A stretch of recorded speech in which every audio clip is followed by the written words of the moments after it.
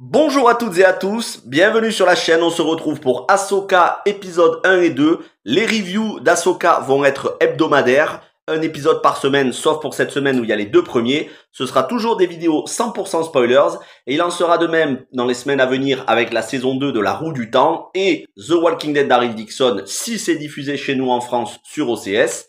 Il y a beaucoup de vidéos qui sont enregistrées en face cam, qui sont déjà prêtes pour tout le mois de septembre et une partie du mois d'octobre. Mais comme je vous l'ai dit de nombreuses fois, étant donné que je vais entrer très bientôt en déménagement et ensuite aménagement, je ne vous ferai pas d'autres vidéos face cam. Ce sera de la voix off et on commence dès maintenant.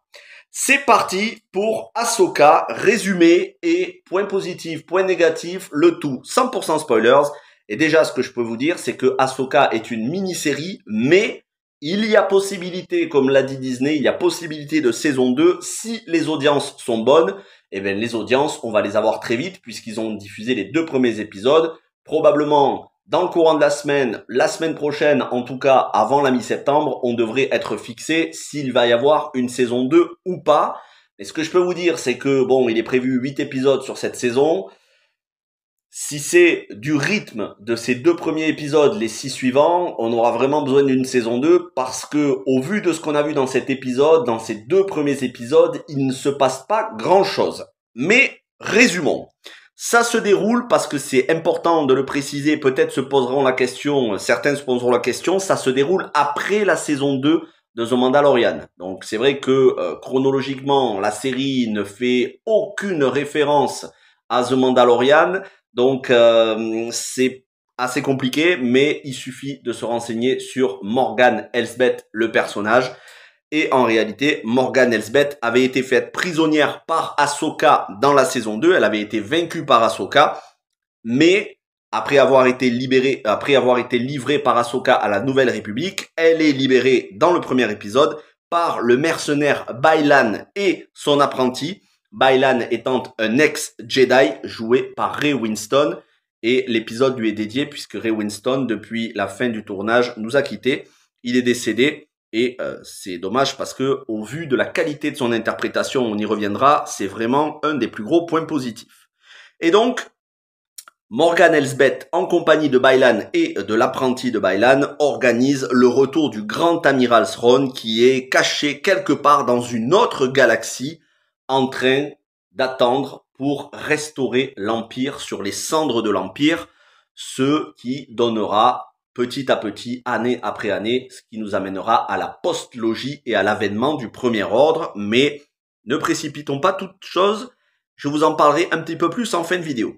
Donc Ahsoka va découvrir, lors de ses pérégrinations, elle va découvrir la carte de l'emplacement de l'amiral Thrawn. Où se cache-t-il? Elle va découvrir une carte à travers un artefact et elle va avoir besoin de son ancien équipage, à savoir ceux qui sont survivants, Hera Syndulla et Sabine Wren. Hera Syndulla qui est générale de la Nouvelle République et Sabine Wren, donc l'ancienne apprentie, l'ancienne padawan de Ahsoka, qui est sur une planète dont j'ai oublié le nom, et qui est un petit peu traumatisée par la disparition, en tout cas ce qu'elle pense être la disparition de Ezra Bridger, auquel elle était très attachée. Ezra Bridger, qui était lui aussi un membre de l'équipe de Ahsoka, Hera, Ezra et d'autres dont je vais vous parler dans quelques instants.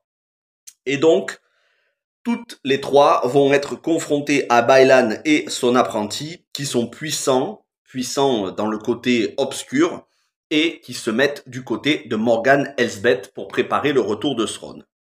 Retrouver cette carte permettrait de retrouver Thrawn, mais permettrait aussi de retrouver Ezra Bridger, puisque elle pense qu'il y a une possibilité qu'il soit toujours vivant et qu'il soit au même endroit, caché quelque part dans l'univers, au même endroit que Thrawn. Et donc, après quelques rebondissements, après, on va dire, des problèmes de relations entre les personnages, elles vont finalement, à la fin du deuxième épisode, faire à nouveau équipe et se mettre à la recherche de Ezra et de contrecarrer les plans de Morgan Elsbeth et du grand amiral Thrawn et de son futur retour. Alors, Je vais commencer quand même avec les points positifs parce que il y en a beaucoup, même si pour moi il y a un peu plus de négatifs que de positifs. Et je vais commencer par vous dire qu'il y a très peu d'humour dans la série et l'humour est bien dosé.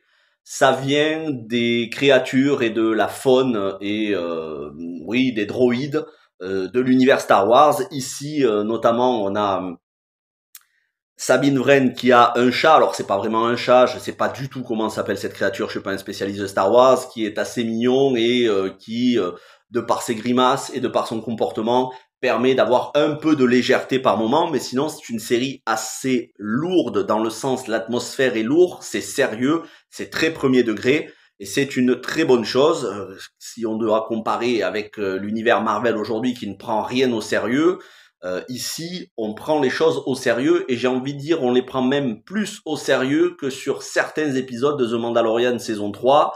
Je pense à l'épisode où il y avait Lizzo et Jack Black qui qui ne servaient absolument à rien et qui ne contenaient que des gags sans aucune consistance. Ici, on sent que c'est quelque chose de solide. Il y a vraiment de la profondeur derrière. Mais est-ce que c'est bien exploité? Ça, j'y reviendrai dans les points négatifs. Autre gros point positif, c'est Natasha Liu Bordizio qui joue Sabine Wren. Elle est vraiment convaincante. Pour l'instant, pour moi, c'est le meilleur personnage féminin parce que même si Marie-Elisabeth Winstead qui joue Hera Syndulla est très convaincante, elle est tellement secondaire, on la voit tellement peu, elle n'a pas d'action très importante que oui, l'histoire pour l'instant tourne autour de Sabine Wren et Natasha Liu Bordizio, son interprète est vraiment excellente, elle a du charisme. Donc très bon choix de casting et du niveau au niveau des mecs, c'est clairement Ray Winstone qui l'emporte. Après, en même temps, c'est le seul mec, je crois, à mon souvenir, c'est le seul mec qu'il y a dans la série. Mais il en impose, il a un physique qui impose quelque chose de pas forcément brutal, mais très viril et surtout massif. Donc on sent le mec costaud. Et puis il y a beaucoup d'aura mystérieuse autour du personnage. On apprend que c'est un ancien Jedi. Pourquoi il est devenu comme ça? On devrait en apprendre un peu plus. Il a pas vraiment l'envie de tuer Ahsoka Tano, mais on sent que c'est pas non plus un mec qui fait dans le sentiment. Il est assez avide de pouvoir aussi. Et enfin, Ivana Sakno qui fait son apprenti, je l'ai trouvée excellente dans le rôle, elle ne parle quasiment presque pas des deux épisodes, elle agit et quand elle agit, elle envoie du lourd, elle arrive à tenir en échec Sabine Wren et à la blesser très gravement.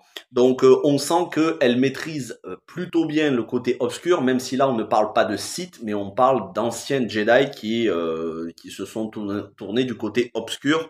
Donc ces personnages, les personnages des méchants sont plutôt très bons et le personnage de Sabine Wren est excellent. Pour ce qui est de Ahsoka, je vais y revenir dans quelques instants. Certains combats au sabre laser sont eux aussi excellents. Je pense notamment au combat de Ahsoka contre un droïde ou en tout cas contre un mercenaire droïde. J'ai plus tout à fait compris exactement, mais un combat au sabre laser dans le deuxième épisode qui est très bon en termes de rythme. Mais même le combat au sabre laser entre Ahsoka et des droïdes en tout début du premier épisode est vraiment bon.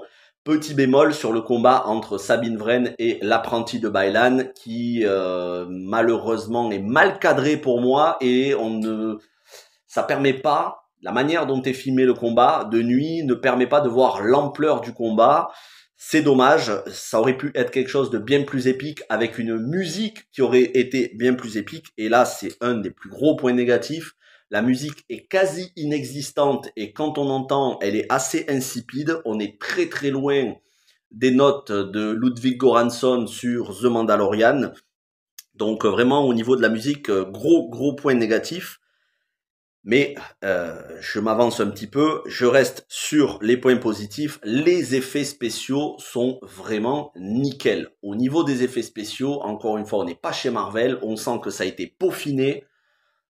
Il y a certains moments où je me demandais est-ce que c'était des décors naturels ou des effets spéciaux. Toutes les séquences dans l'espace en vaisseau, c'est impeccable, mais j'ai vraiment rien à redire au niveau des effets spéciaux. Après, bien évidemment qu'il y a du fond vert, c'est une évidence, mais c'est très soigné, bien plus que dans The Mandalorian, notamment la saison 3.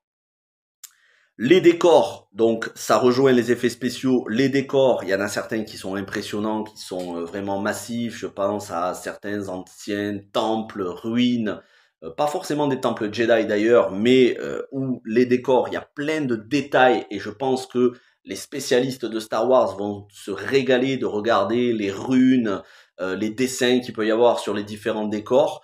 En tout cas, c'est vraiment un très bon travail.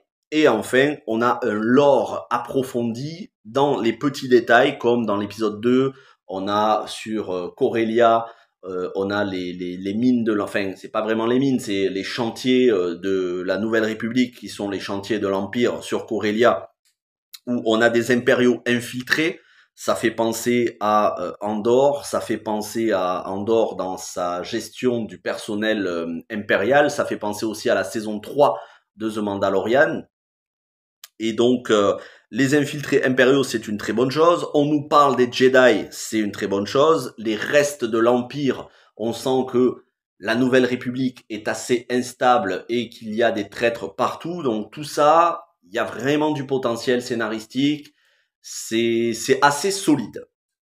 Malheureusement, et c'est un des plus gros points négatifs, il faut avoir vu Star Wars Rebels pour tout comprendre de la série, sinon vous allez passer à côté de la moitié de la série et ça va rester assez obscur pour vous, les relations entre les personnages, à commencer par Ahsoka Tano et Sabrine Wren, pourquoi elles sont en froid, pourquoi Sabine était autant attachée à Ezra, qu'est-ce qui est arrivé à Ezra pour qu'il ait disparu et que tout le monde le croit mort, Hera Syndulla, quel était son rôle avant dans l'équipe, mais il y avait aussi d'autres personnages, je pense notamment à Kanan Jarrus. Kanan Jarrus, on n'en a pas entendu parler du tout, alors qu'il faisait partie de l'équipe de Star Wars Rebels. Moi, malheureusement, je n'ai pas eu l'occasion de regarder en entier Star Wars Rebels. J'ai commencé à regarder la saison 1, ça a l'air vraiment excellent, mais j'aurais pas le temps de regarder tout de suite.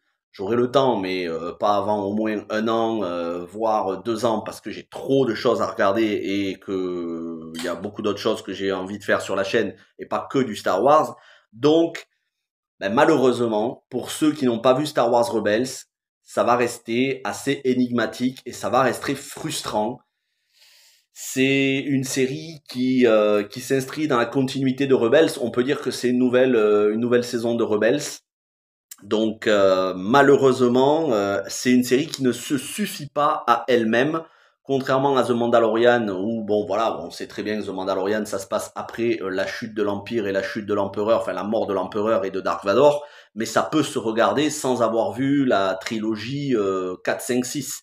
Alors que là, si vous n'avez pas vu Rebels, vous allez être assez largué dès le début, et il y a des choses, vous allez vous dire, c'est dommage, je comprends pas exactement. Donc pour moi, c'est un point négatif parce que la série devrait se suffire à elle-même et c'est pas le cas. Autre petit point négatif, pas totalement négatif parce que ça fait partie de sa personnalité, mais je trouve que ici, Ahsoka Tano est moins bien écrite, peut-être moins bien interprétée par Rosario Dawson, même si c'est pas vraiment la faute de Rosario Dawson, c'est au niveau de l'écriture, que dans un Mandalorian saison 2, puisqu'elle était beaucoup plus expressive, elle souriait, ici elle ne sourit quasiment jamais, elle fait presque tout le temps la gueule, et c'est assez insupportable. Je la trouve moins épanouie que dans The Mandalorian saison 2. Autre gros point négatif, c'est une incohérence, c'est Sabine dans son combat contre l'apprenti de Baylan qui se fait transpercer, de la même façon que Qui-Gon Jinn par Dark Maul, de la même façon que le grand amiral Thrawn, sauf que le grand amiral Thrawn, on nous a déjà fait le coup qui survivait dans Obi-Wan Kenobi, la mini-série Obi-Wan Kenobi. Donc pour l'instant, on n'a pas de nouvelles d'une saison 2, mais j'espère qu'on en aura. Le grand amiral Thrawn qui survivait, on ne sait pas comment, mais en même temps, il avait intérêt à survivre, sinon ça aurait pas été canon avec les autres séries d'animation. Mais on nous a déjà fait le coup, et là ici, Sabine, elle survit aussi, alors qu'elle s'est fait bien transpercer, qu'on voit bien le trou dans son corps, et dans des parties, normalement, au niveau là où elle s'est fait transpercer, ça a touché les boyaux, ça a cramé les boyaux, les intestins et tout. Même pas un jour après, on n'a même pas de chronologie, on n'a même pas de marqueur temporel, mais à peine quelques heures après, elle est frais dispo, prête à sauter du lit d'hôpital. Donc là, clairement, il y a une incohérence parce que c'est le même type de blessure que pour Qui-Gon Jinn dans La Menace Fantôme, et Qui-Gon Jinn, il est bel et bien mort. Alors que Qui-Gon Jinn, c'était un Jedi ultra puissant qui maîtrisait la Force depuis de très nombreuses années et que ici, Sabine Wren, on nous dit clairement que c'est pas la meilleure des Jedi et que elle est plutôt, c'est plutôt une brêle dans le maniement du sabre laser et de la Force. Elle est pas très affinée à la Force, un petit peu mais pas beaucoup. Donc pourquoi elle survit, pourquoi Qui-Gon Jinn n'a pas survécu, donc n'a pas survécu. Là aussi, encore une fois, facilité scénaristique, incohérence, c'est plutôt décevant. Donc, outre la lenteur générale et la musique inexistante, c'est enfin les Sœurs de la Nuit. On nous balance du lore qui a été pleinement exploité, qui a été plutôt exploité dans l'univers étendu qui n'est pas canon. Les Sœurs de la Nuit, dont est une héritière, dont Morgan Elsbeth est une héritière, on nous en dit pas plus. On nous dit juste, je suis une descendante des Sœurs de la Nuit sur Dathomir. Ok, d'accord, mais c'est quoi les Sœurs de la Nuit? Est-ce que je dois me renseigner sur Wikipédia? Est-ce que je dois attendre le reste de la saison pour le savoir? Parce qu'il y a énormément d'autres choses qui vont être développées. Donc si on doit commencer à développer les Sœurs de la Nuit, ça va prendre encore des épisodes. Et c'est apparemment, pour l'instant, tant que c'est pas renouvelé, c'est une mini-série. Donc moi je veux bien qu'on balance des noms comme ça, mais il faut un peu plus d'explications. Sinon, c'est uniquement pour les spécialistes de Star Wars. Donc comme je vous disais, c'est le même problème que pour Rebels. Il faut avoir vu Rebels, il faut connaître l'univers étendu, sinon vous allez passer à côté de beaucoup de choses. Malgré tout, il se dessine des choses fort intéressantes qui ont été abordées dans Rebels, à savoir le monde entre les mondes. Mais là, on va partir dans un petit peu le multivers, un multivers made in Star Wars. On nous parle donc de Morgan Elsbeth qui a réussi à communiquer avec Thrawn à travers l'espace et le temps. Attention, quand on utilise des concepts comme ça peut très vite partir en sucette, hein, voire la phase 4 de Marvel qui est catastrophique et même la phase 5 qui commence à être catastrophique avec tout le multiverse. Donc si on doit exploiter le monde entre les mondes, ça ouvre tellement de possibilités de faire une espèce de reboot complet de toute l'histoire parce que on peut manipuler le temps, l'espace. Mais malgré tout, c'est extrêmement passionnant ce genre de concept quand c'est bien géré. Je fais confiance à Dave Filoni qui a écrit les 2 épisodes et réalisé le premier. Il maîtrise totalement l'univers Star Wars sur le bout des doigts. Peut-être que justement, parfois il le maîtrise tellement qu'il oublie qu'il faut s'adresser à des novices qui ne connaissent pas tout. Mais j'espère que ce concept va être développé tout au long de la saison. Parce que le monde entre les mondes, ça c'est un truc génial. Mais vraiment. Et enfin, et là c'est totalement personnel, je sais qu'il y en a qui ont détesté parmi vous, je fais une petite dédicace à Laurent, je sais qu'il y en a qui ont détesté la postlogie, c'était mon cas jusqu'à il y a peu et je suis en train de la réévaluer à la hausse. The Mandalorian saison 3 m'a donné une envie de réévaluer et de regarder à nouveau les épisodes 7, 8, 9, surtout 7 et 8 parce que le 9 je l'avais beaucoup aimé au cinéma. Le 7, j'ai toujours beaucoup de mal avec l'épisode 7. Le 8, je commence vraiment à me dire que c'est peut-être un des meilleurs Star Wars qu'on ait eu en film depuis 2005 et la revanche des Sith avec Rogue One.